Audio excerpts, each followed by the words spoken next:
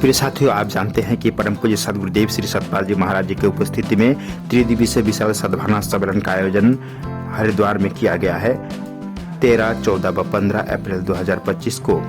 इसी क्रम में आयांश जी महाराज जी का मुंडन संस्कार का लाइव मानव धर्म प्लेटफॉर्म पर किया गया था। जी हाँ दोस्तों, सुबह 11 बजे से इसका लाइव प्रसारण 14 अप्रैल को हुआ।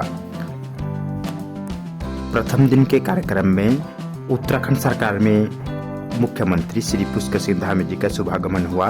उन्होंने मानव उत्थान समिति के ऐसे विशाल सद्भावना सम्मेलन के रूप में मानव समाज को एकत्र सूत्र में बांधने का काम करने के लिए आदरणीय श्री महाराज जी और मानव उत्थान समिति संस्था को हार्दिक आभार व्यक्त किए हैं।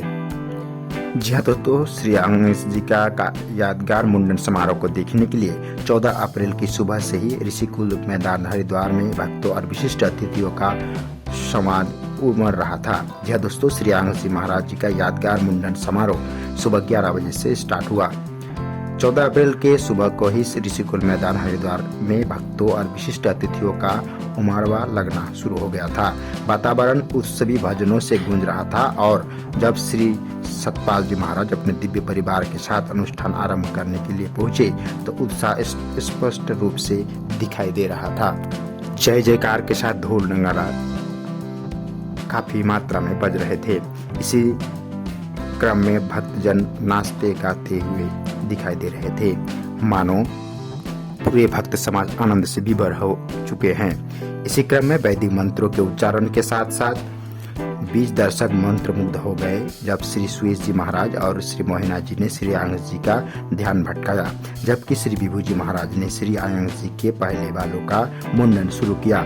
इस समारोह के बाद और अधिक पारंपरिक अनुष्ठान किए गए।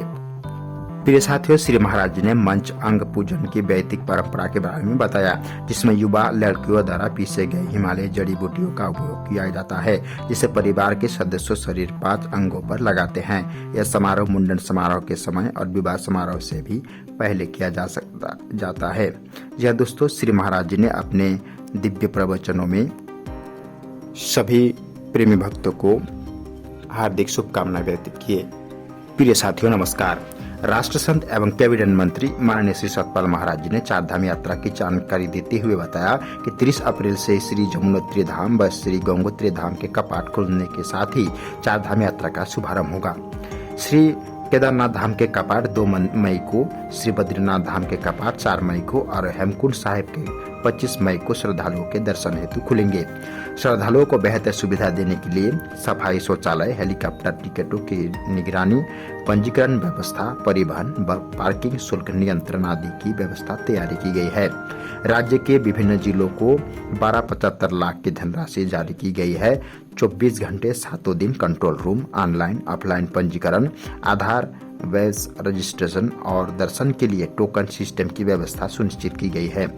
आदरणीय श्री महाराज जी का मानना है कि आप सभी से निवेदन है कि यात्रा के लिए पंजीकरण कराएं और प्रशासन के दिशा निर्देशों का पालन करते हुए यात्रा को सफल बनाएं। जी हाँ दोस्तों, राष्ट्र संत एवं कैबिनेट मंत्री माननीय श्री सतपाल महाराज जी ने 4 धाम यात्रा की जानकारी देते हुए बताया कि 30 अप्रैल से ही यमुनोत्री धाम व श्री गंगोत्री धाम के कपाट खुलने के साथ ही 4 धाम यात्रा का शुभारंभ होगा।